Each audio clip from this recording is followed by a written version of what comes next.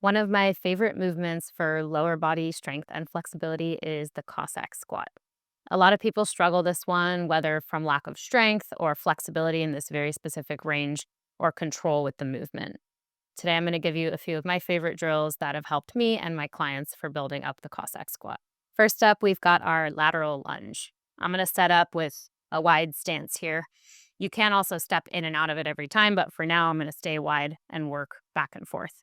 So you just want to make sure that you have this as a sort of prereq, but also this can be a warm up. Maybe you just need to loosen up.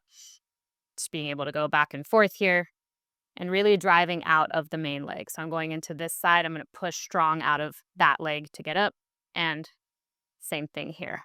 What I've seen when people are learning this is they'll do kind of like these rotations, struggle to get up.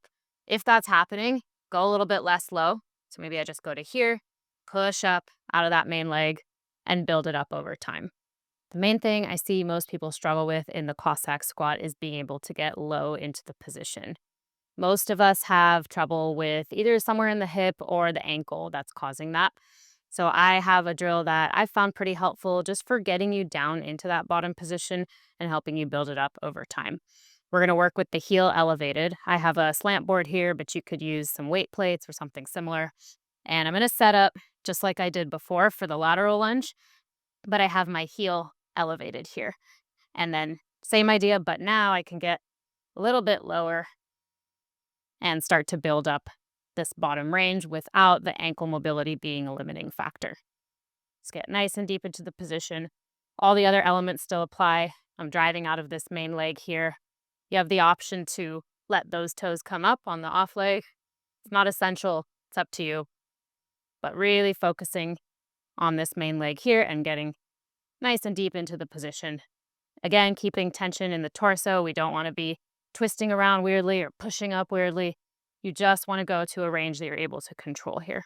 The final drill I have for you for working on your cossack squat is to use a small weight. I don't have my clients do this all the time, but if someone is strong enough and just needs a little bit of a counterbalance to hit that bottom position, this can be a good option. So I'm getting into my stance here, and I'll go this way for now. I just did all those reps on the heel elevated one. I'm going to hold the weight maybe a little bit out, and that way as I come down here, the weight pulls just forward so that I don't fall back.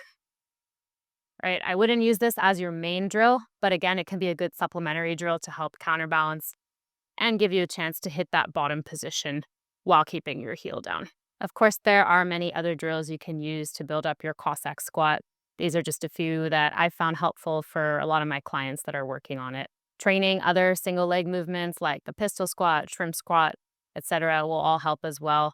And making sure you work on your lower body flexibility for the hamstrings, the adductors, all those areas, hips, right? Everything should help a lot for building up your cossack squat. So that's a whole bunch of other topics we could get into.